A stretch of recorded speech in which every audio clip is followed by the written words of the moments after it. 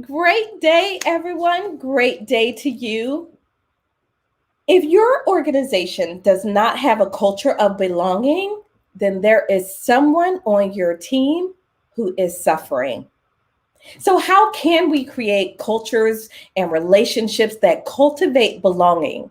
That's what's coming up today on the Coffee with Rhonda show. I'm so excited. This is our finale for season 4. And you know how we do it. We are here to learn to lead above the grind. Let's get started. Uh-oh.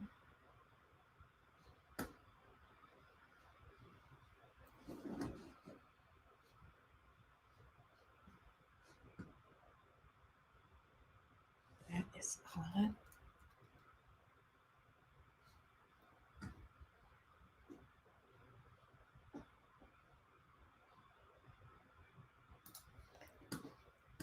So that was odd. Did you all hear anything during that?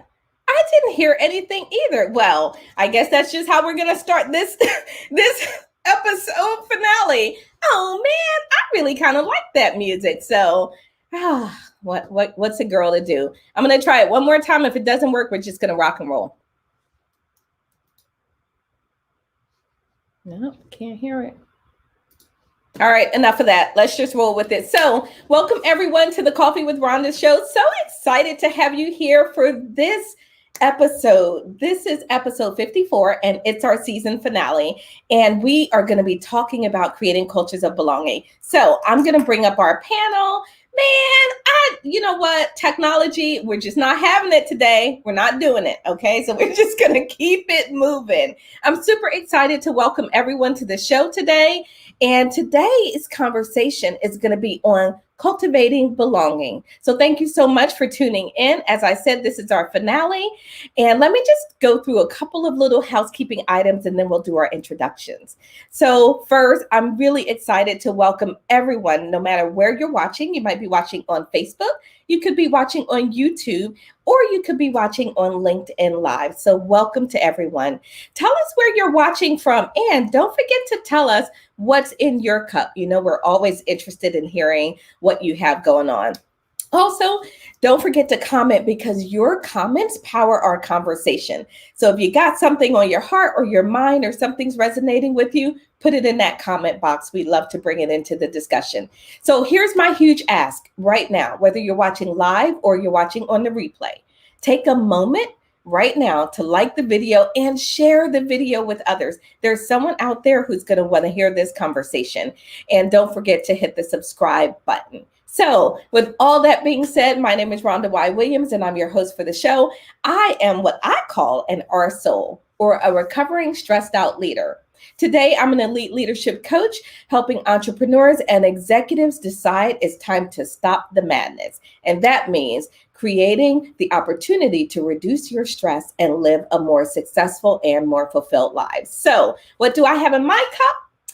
I have black coffee. Believe it or not, I am so not a black coffee drinker, but I've decided starting this week, I'm going to do black coffee for lots of reasons.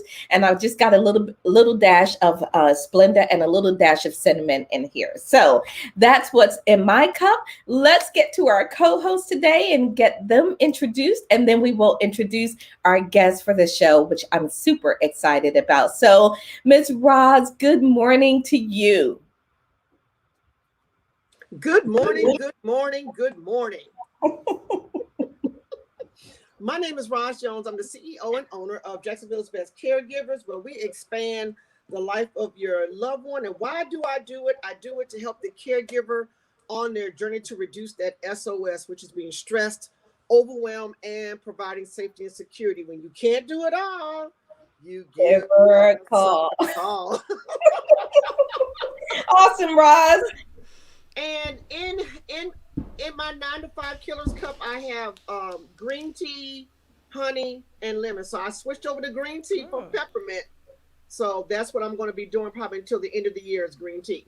Green tea. Yummy. Sounds delicious. Awesome. So thank you, Ms. Rod. Good evening to you, Mireille.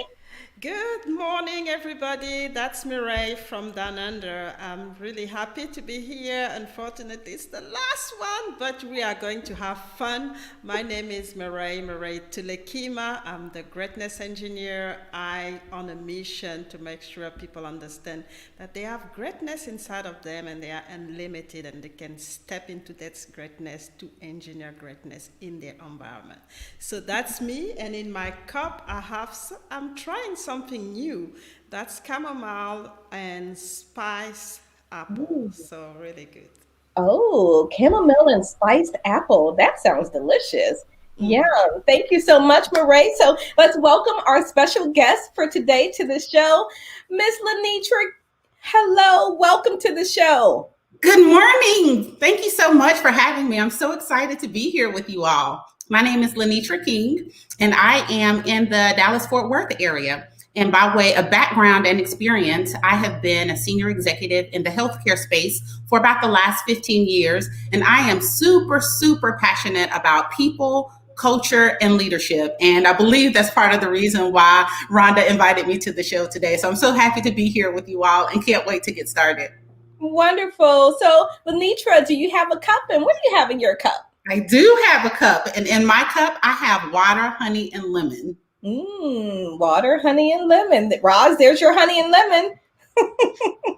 All right. So welcome, everyone. We're going to dive into our conversation. But first, I want to say hello to some folks out there that are saying hello and good morning to us. So Regina's out there. Hello, Regina. Here in San Antonio, I have an exotic blend of fresh ground coffee in my cup. Yum. That sounds delicious. Thank you. And then let's see who else we have here. Oh, she said no. And then let's see. Mary has lemongrass tea. Mary, I love lemongrass. Did you know it attracts, if you wear it as a scent, that lemongrass will attract mosquitoes? Just FYI, heads up. That's probably no information no one needs, but I learned that the hard way. So welcome, Mary, to the show. And Patrick's out there. Hey, good morning, Patrick. Patrick was a guest a few episodes back. We talked about collaboration, and he is amazing. So don't forget, if you have not picked up his book, The Collaboration Path, please do so. And then he has coffee with maple syrup. Oh, I love that. I keep saying I'm going to try that one day. It sounds amazing. Something that we never really think about. So thank you, Patrick. Good morning, Cindy. This is my mom. I'm here for the finale of the season. I have a fruit smoothie in my cup. Yum, that sounds delicious, Mom. Fruit smoothie. Way to go. And Patrick said, I'm tuning in from LinkedIn Live. And Casey, my mentor, my friend, he's out there. He was on a guest on the show as well. Extra strong coffee. Ooh, you might need it for this episode, Casey. So, all right, everyone, let's dive in and get started on my second big one, Casey. That's hilarious. Let's dive into our conversation this morning. So today's conversation, I think, is an important one and a good one for us to end the season on as we celebrate our season finale. This is season 4 for us, everyone, and we will be back in September with episode 5. So belonging. Let's have a whole discussion about belonging. And I want to first start, as I like to do, with some definitions. And I want to start by putting belonging in context of diversity, equity, and inclusion, right? Because that's where we're really hearing the term belonging surface a lot. For those of you out there, if you are not thinking about belonging in the sense of working in an organization or the workplace, also think about belonging in your life, in your relationships, because it's not just about the workspace setting. We're going to focus on that today, but feel free to add comments that are about other situations as well. So here's some definitions for you. We hear about belonging in context of diversity, equity, and inclusion often. So the first definition I want to share, and I'm not sharing formal definitions, but really just giving you a sense of what they mean. So diversity. Diversity is huge. It's on everybody's mind. Many organizations are committing to diversity. Diversity is about numbers, right? Diversity is about numbers and mixes of people. So do you have a diverse workforce? Do you have a diverse leadership team, right? Do you have representation of different groups of people on your teams? And representation is not just race, right? It could be gender, it can be many, many different things. It could be experiences and backgrounds, and it can be a mix of folks who are younger and just many different things. So that's diversity. Equity, I want to first talk about equality, and then I want to talk about equity and the two of them. So equality is giving everyone the same resources and opportunities, right? That's equality. You are leveling that sort of that playing field. Everyone gets the same thing. That's not what we mean when we talk about equity. Equity is meeting people where they are and giving them what they need. Here's an example. Equality is, I have given everyone, let's say everyone in my family has a cell phone, right? That's equality. Equality is we all have a cell phone. Equity is my dad's cell phone has bigger numbers, right? Because his vision is not as good as it used to be. So I want to be sure that I am not just giving him the phone that I use, which works fine for me, but it doesn't work for him. And, he can't really read it well. That's equity. Equity is meeting people where they are and giving them what they need. So what I need may be different than what Roz needs, then might be different than Mireille and Lenetra. That's equity. So now we move on in the definitions to inclusion. Inclusion is bringing people in and giving them a seat at the table, right? Inclusion is you have given them a seat at the table. Belonging is you have really welcomed them to the table. It's a different thing. It's one thing to give somebody a seat in a space, a whole different thing to truly welcome and accept them in. So now just a little bit more of a deep dive. Belonging officially refers to the human emotional need that we have to affiliate with each other, to be accepted by each other, to connect with each other. That's what belonging is. And so when we're talking about creating a culture of belonging, I find it fascinating, this whole sort of spectrum and conversation, because a culture of belonging is something that we're also now always trying to cultivate. What does it mean? What does it look like? So I'll share with you I was in a conversation with Casey and some of the other members of the A Deeper Way group yesterday, and we were talking about belonging. And through our conversation, I came up with what I am now going to use as my way of describing cultures and how we create those in belonging. So I'll share that with you now, and then I'll read this as we're on screen, because I know those watching on audio or podcast won't be able to.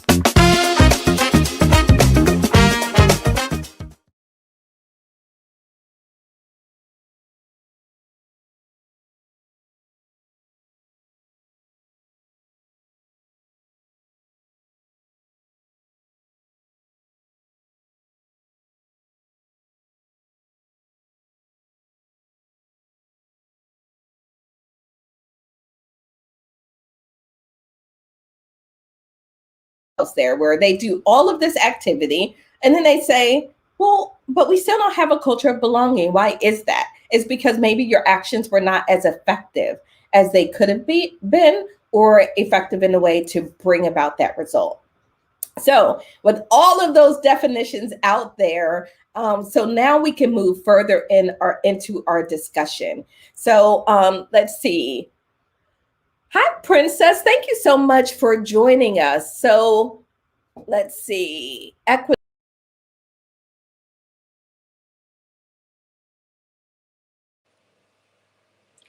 I think we lost Rhonda just for a minute. Can you all hear us? Yes. Did we lose Rhonda? Yeah, just for a moment, but we can keep going. She'll come back in just a minute. I will. Show, right? I will definitely come back. You can hear me, but for some reason my camera is being weird. So I'll get that back on. But I wanted to highlight Princess's comment. And Princess says, equity is meeting people where they are. Absolutely, Princess. And then she goes on to say, belonging is an outcome. And that's what we were just speaking to, right? Equity is sort of one of the steps that you put in place so that then you can get to that outcome of belonging. And Princess is joining from South Africa. Thank you so much, Princess, for joining us. I am not sure what my camera is doing here, but anyway, this conversation is too important. We're just going to keep on moving along. So now that we have those definitions, here's my question. I would like one of you, I'm going to start by asking you, Mireille, if you can, do you have a story of maybe a time when you didn't feel that level of belonging? And for Lenetra and Roz, think about times when you found yourself in a place where you didn't feel that full sense of belonging. And I'd like to open with shared stories because I think this really helps us drive the point of what it means to belong. Oh, definitely. I mean, there've been a lot of instances, and I will just take, when I started working in the oil and gas industry, I didn't feel that I belonged there. I came in, was interacting with people who didn't look like me, didn't, they were not, the background was completely different in terms of culture, in terms of education. I had studied in the French system, and I came into this industry very English speaking, and, strong English culture. And then the gender as well, so that was the gender, and then the race as well. So it was really difficult at the beginning to really have this sense of belonging, and not being able to communicate as well, because we were communicating in English, and my English was not that good at all. So that I had, a lot of frustration, and didn't really feel like people were trying to open up and understand where I was. And that was really a difficult period. And I actually had to realize that, I had to reach out and speak about it instead of, staying in my comfort zone, and having all those thoughts. So it was a very difficult process. Wow. Thank you, Mireille, for sharing that story. And you can imagine there was not just one factor there for you. There were multiple factors, gender and race and all of these different aspects that you didn't feel like you belonged. So thank you for sharing that. If you're out there in the audience and you've had an experience where you didn't feel like you belong, please share that with us. Put it in the comments. We love, one of the ways that we connect with each other is through our experiences and our stories. So Roz, what about you? Have you experienced a time when you didn't feel like you belonged? I'm gonna go back to childhood. My mother and my sister and I were living in Flint, Michigan. And so when we lived in Flint, my sister and I were the only blacks in the school. There was, no other blacks. And so then we moved south. And so when we moved south, naturally, we began to affiliate ourselves with, our white counterparts, because that's all we knew. So the teacher called home. At that time, my grandmother was coming up to visit, and my grandmother picked up the phone, and the teacher said, "Why don't they hang with their kind?" Oh. That's Wow. strong. Yeah. Yeah. And you were a child? Yeah.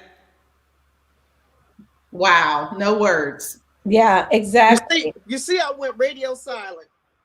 My grandmother was so upset. My mother was so upset. Of course, African American mothers don't take well, or no mother would take well when you mess with their child.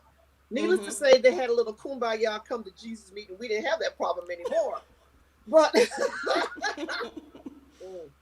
but the whole thing is, children really don't know racism or not being included. We don't know that until someone my mother never brought it to our attention that we were different.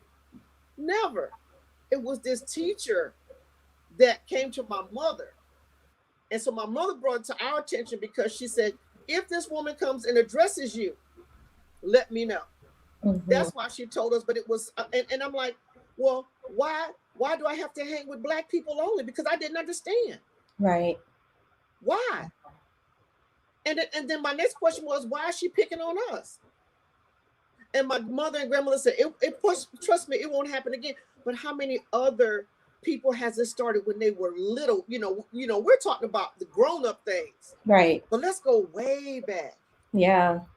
No, Roz, that's powerful. It really is. And that's where it begins, right? Our understanding of these differences and how we show up in the world then is forever impacted by some experience of some person saying something just to a child, right? That is unimaginable. Absolutely. Lenetra, what about you? Can you share a time when you didn't feel that true sense of belonging?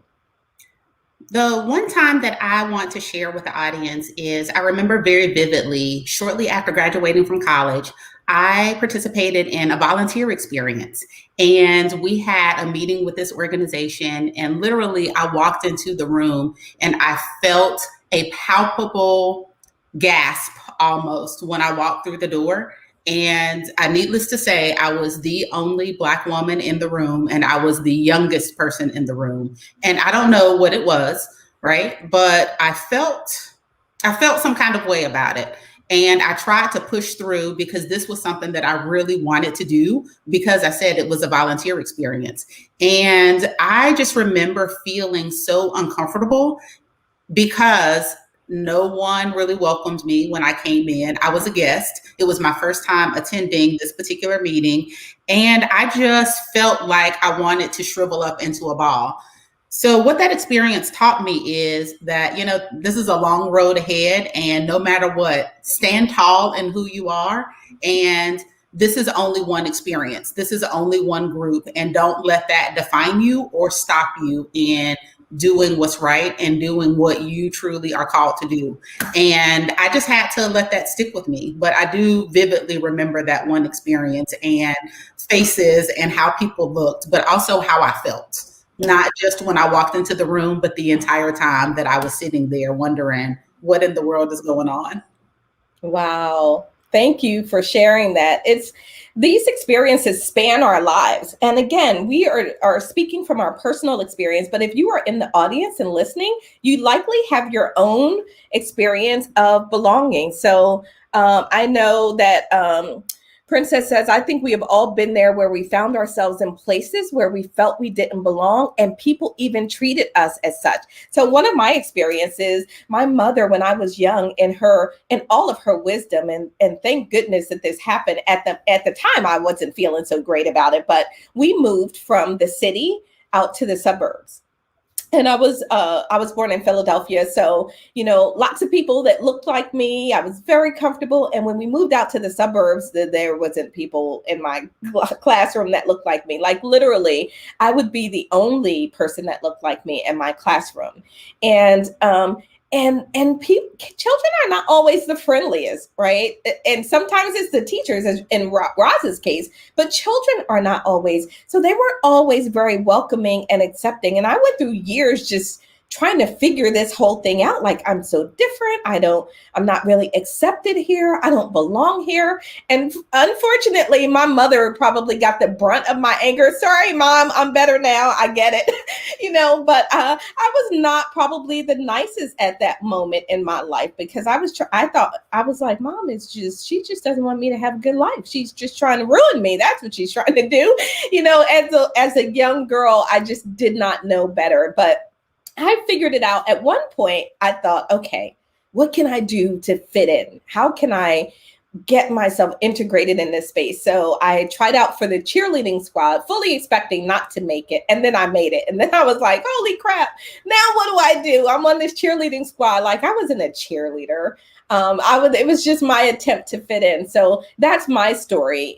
One of the many, even at the executive levels, when I became a hospital CEO, we were at one of our regional and corporate conferences, and I looked around and there was nobody that looked like me. Not only was I Black, but I was a woman, right? And so many different feelings of or experiences. So here's what I want to do now. I'm going to do a quick round robin.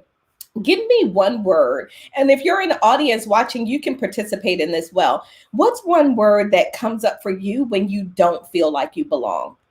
And I'm looking for feeling words, right? What does that feel like? So Roz, what's your one word that comes up for you when you feel like you don't belong? Rejection. Rejection. Oh my gosh, what a strong, powerful word, right? Rejection. Yes, thank you. Mireille, what about you? What's your one word that comes up? Um, I think rejection as well, which is, hate, people hate you in a way because you're there. They don't want you to be there. So that's, Yeah. mhm, It's hard when you don't feel that sense that you belong. What comes to mind for you, Lenetra? What's the word that comes up for you when you don't feel like you belong? The word that I think about is depleted. It Hmm. makes me feel depleted. Like all the energy has just drained from me. Yeah. Wow. I'm going to go with a different word. The word that comes forward for me is the word that often lies dormant under the surface, and the word is fear. I don't fit in here. Where then do I fit? And then how do I navigate this space that I feel like I don't fit? Because now all of a sudden I don't feel safe. I don't feel safe because I don't feel like I fit in here. And so, Roz, I was getting ready to say also too, for me, it impacted my identity because mhm, then I tried to be something that I wasn't. Once my mother told me that, then I have to act, do something different, which made me feel very uncomfortable. But then again, I felt unsafe. I didn't feel safe anymore because, was the teacher going to take me into consideration if something happened? right. What about my sister? Because I was older than my sister. So, what if something would happen to my sister? We're in two separate rooms. We're in two separate hallways. So, Right. there was a lot of things, as I'm thinking back that I thought about, and I hadn't thought about it until you brought this topic up. That's the way I was feeling, in the 6th and 7th grade. What if something had happened?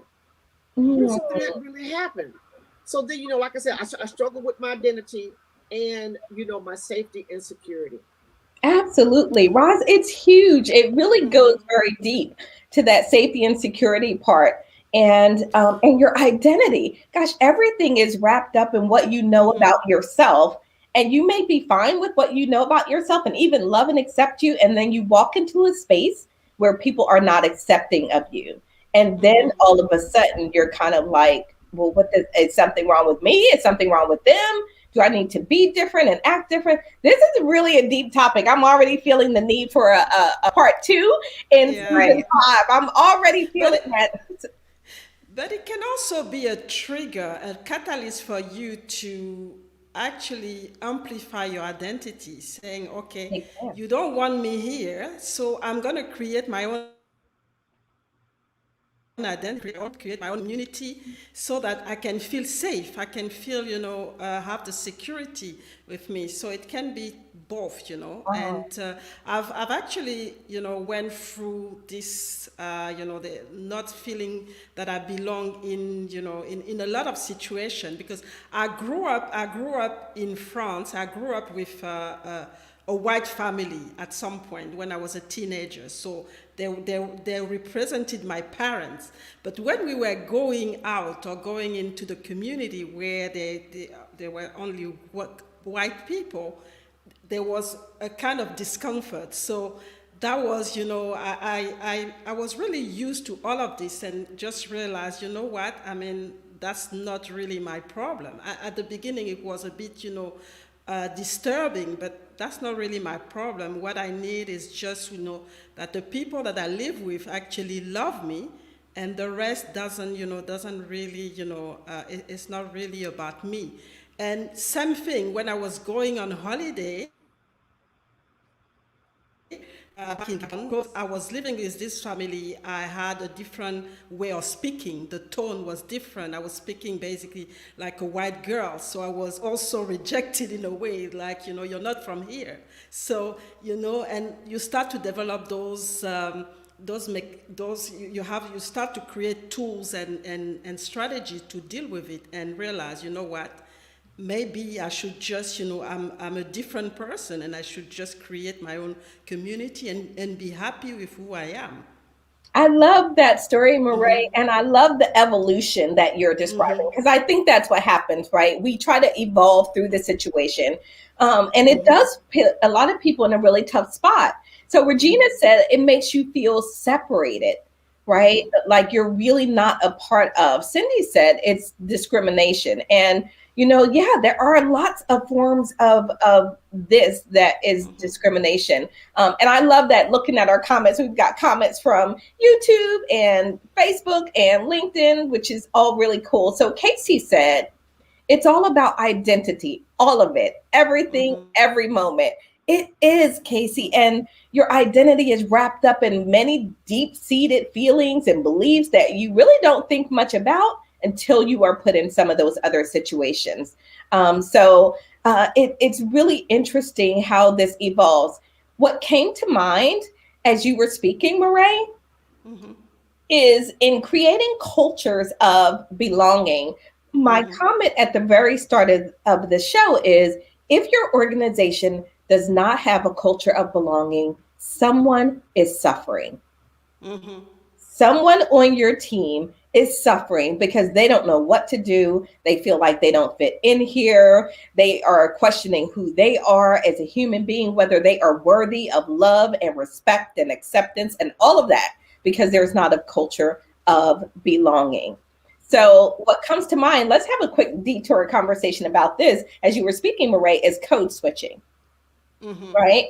So now you're in an environment where you don't feel like you belong. So your defense mechanisms kick in. And we can talk about code switching, or maybe your defense mechanism is something else. But we all get into this mode, and Casey talks about this, of self-protection, right? So what is your self-protection mechanism?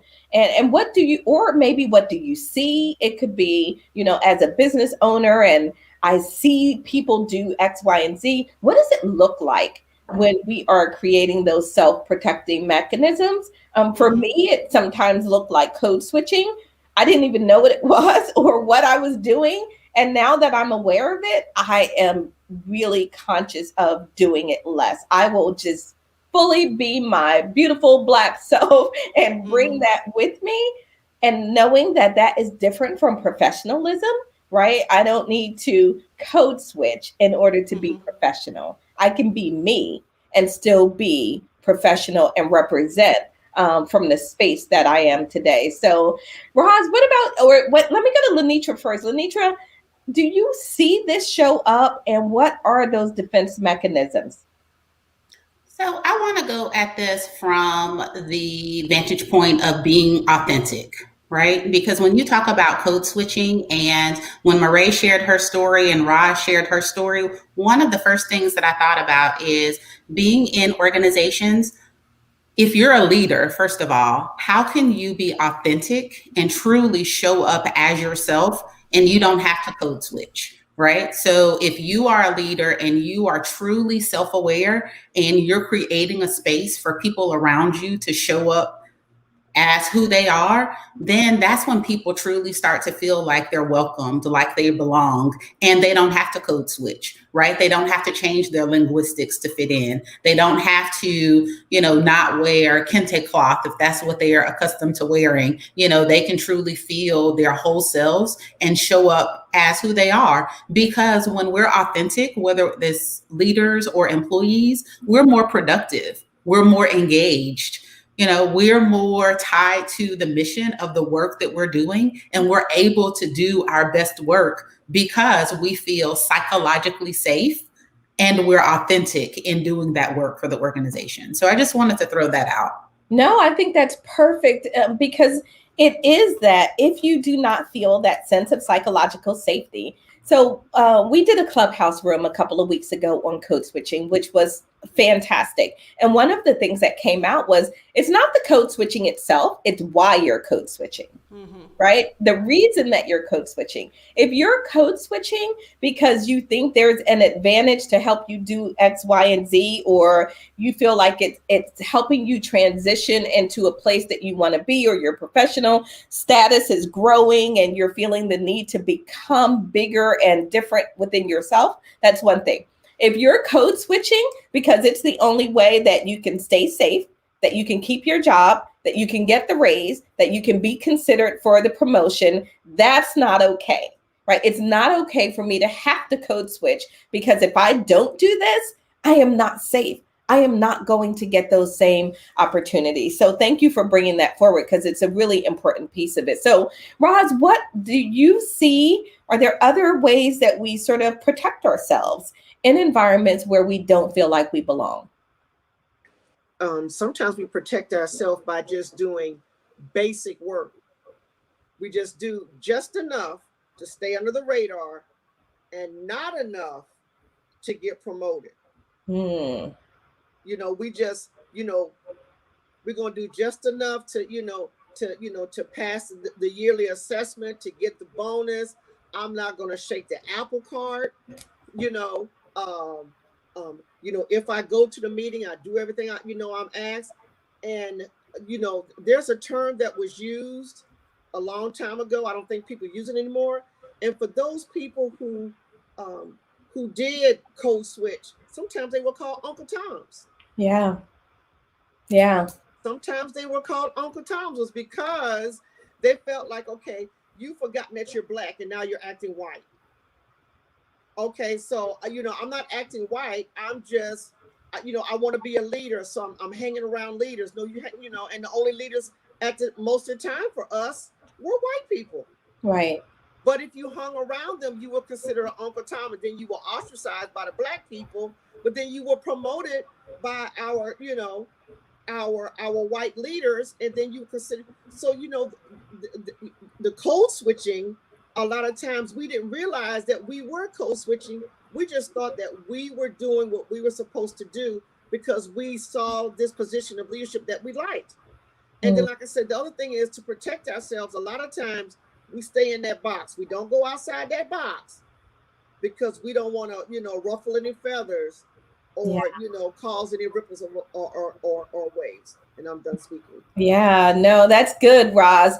That's really good. That space of psychological safety will cause you to want to blend into the wallpaper. Just let me fit right in with this wallpaper so nobody sees me and I don't get in trouble. I don't cause waves, all of that. Absolutely. Mireille, any other defenses, any other way that we get into that self-protecting mode that we're talking about?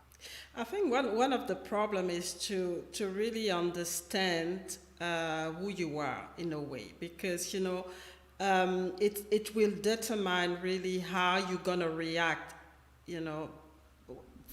when you're challenged and when people show you that they don't want you around them. So I think if you and I like what Lenetra was saying, is that it's really about authenticity, knowing that I know who I am. That's fine. That's your choice, but that's not gonna disturb me because I know who I am. I know that I can, do something else, or I can go to another community, or I can, do something else. So really create those alternative opportunity for you, not to just, be focused on one community, especially if this community or this environment doesn't want you. So it's about your survival. It's about looking for alternative, right? And sometimes it means for you to change job, to change teams, or to change your group of the group of people that are around you, so that you can get back this safety and get into an environment where you feel like you belong. And I think that's something that I've done a lot. I love where this is going, because at the end of the day, we start in this place of our identity being challenged and questioned and potentially even beat up on a little bit. But and then we go into this defensive mode, right? And posture. We want to protect ourselves. And eventually we merge and we move through, okay, there's a part of this that I have to own. A part of this has to be me. And let me just ask, gosh, how challenging will it be for us if we are at the whim of every person and what they think about us? Right? We are going to be going left and right and up and down and back and forth. So I want to bring in Princess's comment real quick. And Princess, I'm not going to read the entire comment. It's pretty long. But the gist of her comment is, in a country like South Africa, there was a situation where two 10-year-old boys got into a fight, and one got, and the teacher suspended the black boy and not the white boy. And so the black boy asked the question, but why only me and not both of us? And that opened up a dialogue for them to talk about the fact that indeed racism still exists. And then her next question was, so how do we equip these young men to protect themselves? And I think that's where we're going right now, Princess. So follow with us on this one. Chris says what you were saying earlier, Roz. He said that is so good. And then he also said, I code switch all the time. It's like second nature since I've done it for so long. And Chris, that's exactly where I was. I didn't really recognize it as such. But now that my awareness, and that's why I love emotional intelligence, and self-awareness is everything. When you get to that place that you are aware, then you can change. I want to bring this back around after Regina's two comments. Yes, we have to be confident in who we are, and we must find positive support. It can be challenging, but doable. Absolutely, Regina. So let's bring this around back to the leader.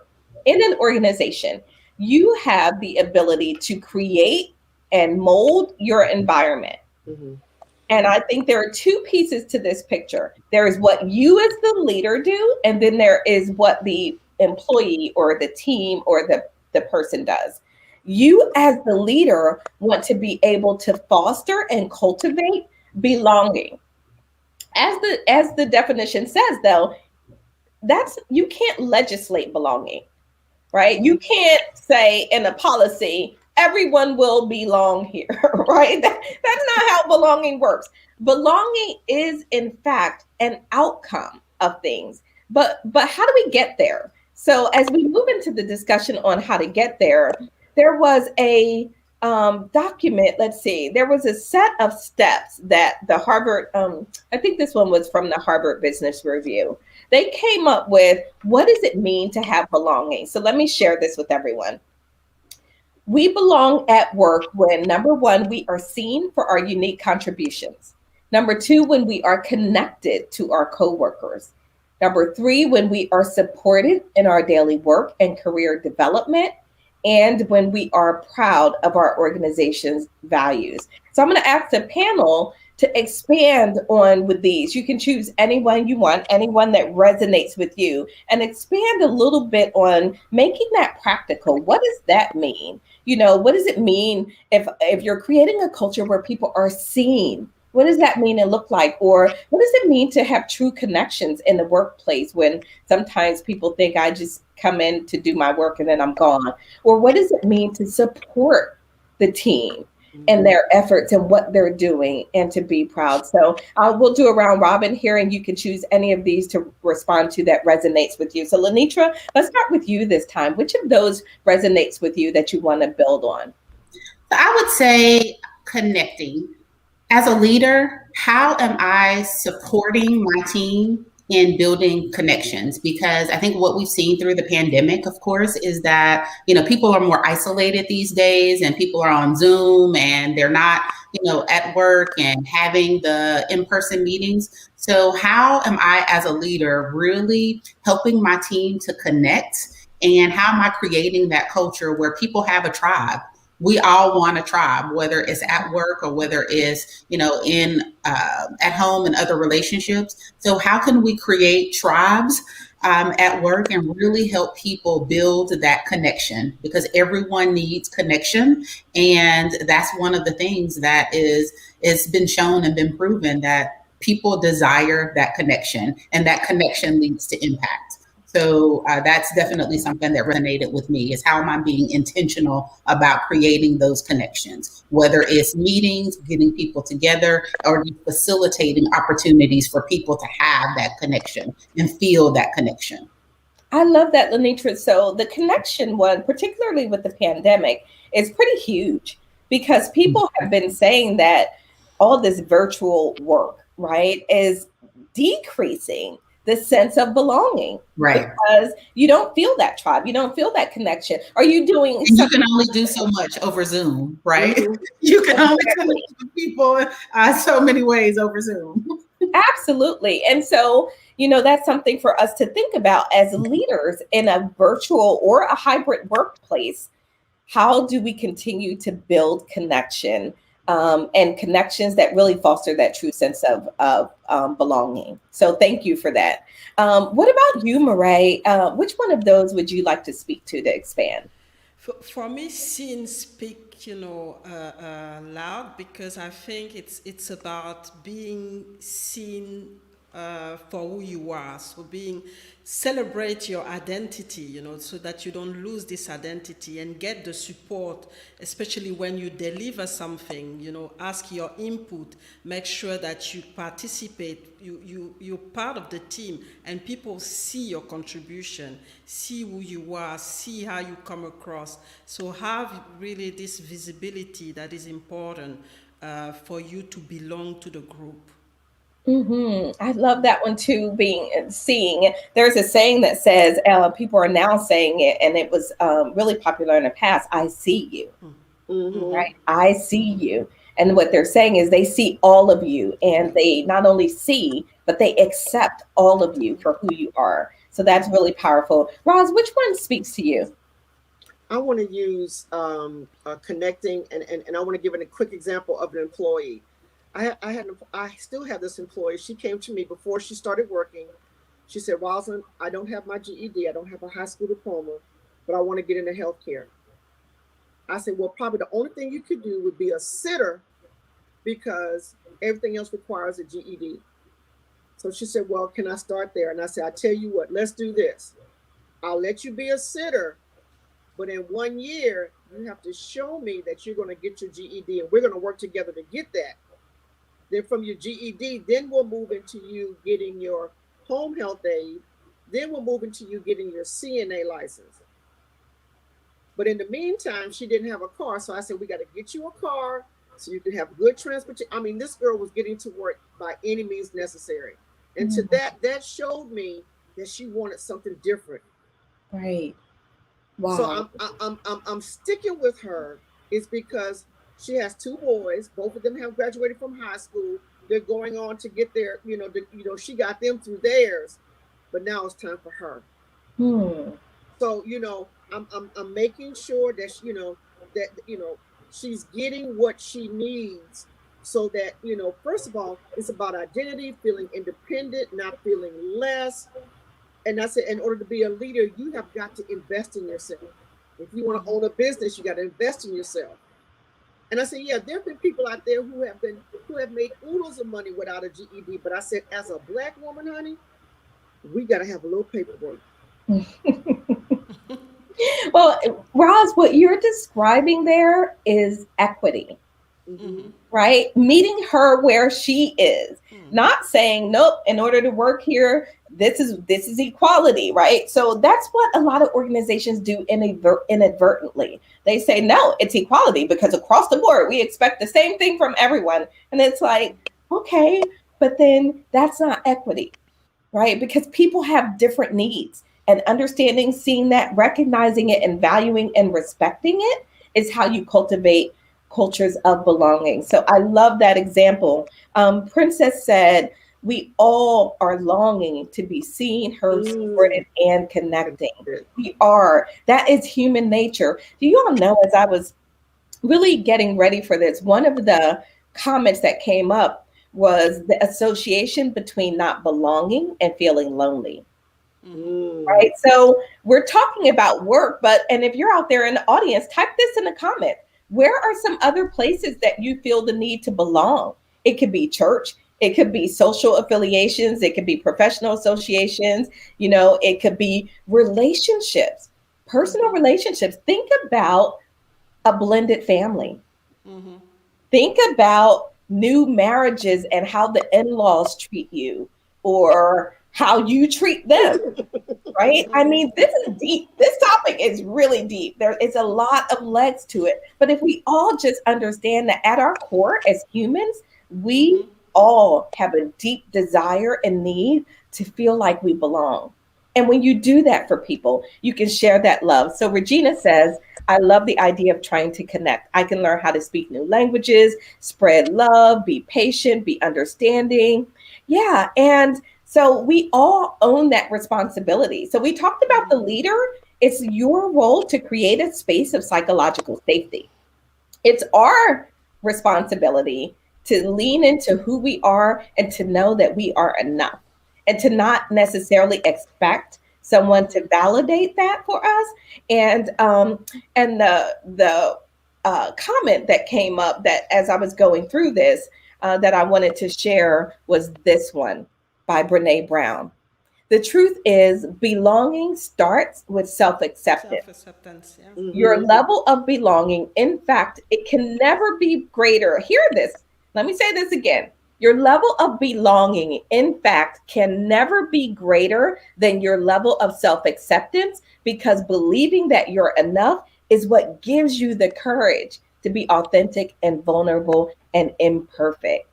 Wow. When I read that quote, I was thinking, okay, that's it right there. So, yes, leaders in organizations, you have a responsibility to creating the culture and environment that's going to allow me to then be forward and come forward and connect and belong.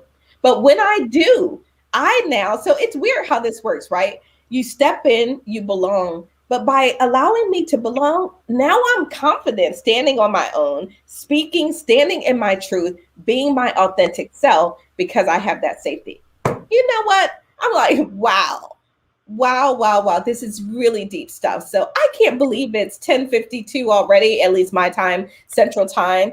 Our time is going really quickly. And there's a couple of quick things we've got to do. We've got to do our what's in your cup. And then we've got to start to wrap up and share with the audience. What are some takeaways that we want to leave people with about the need to belong or creating that space for others to belong? If you're out there in the audience, ask yourself, what can you do to create spaces where people belong?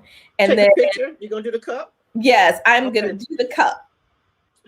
All right, here we go.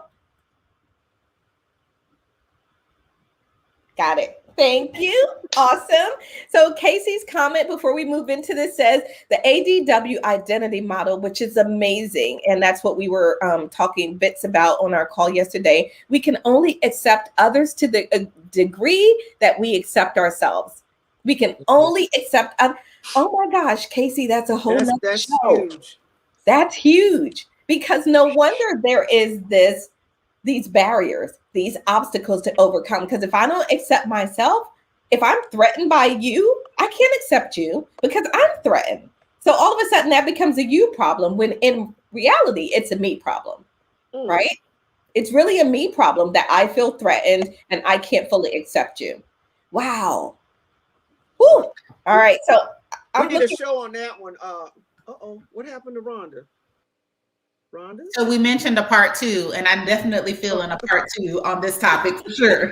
Yeah, absolutely. There's gonna be a part So 2, much definitely. more. So as we wrap up here, and when Rhonda comes back, Mireille, you want to say what was your takeaway for today's show? Oh, my takeaways, I just saw what Casey was saying. I mean, that's my takeaway. It start with us. You have to believe in yourself. You have to accept who you are, and then when you're confident, then the rest is just it's just easy, to flow. So that's really my takeaway, is that whatever we go through, it's us. We decide what we want to do with it. We take the decision either to take it as, something that's going to offend us or make us insecure, or as something that's going to actually help us to go to another level and strengthen us and help us to grow. Absolutely. I want to go play our little fancy music. Let's see if it even plays, right? Because there's all kinds of technical weirdness about our What's in Your Cup segment. Can we at least get that in the show today? Sure, that's true. Let's see.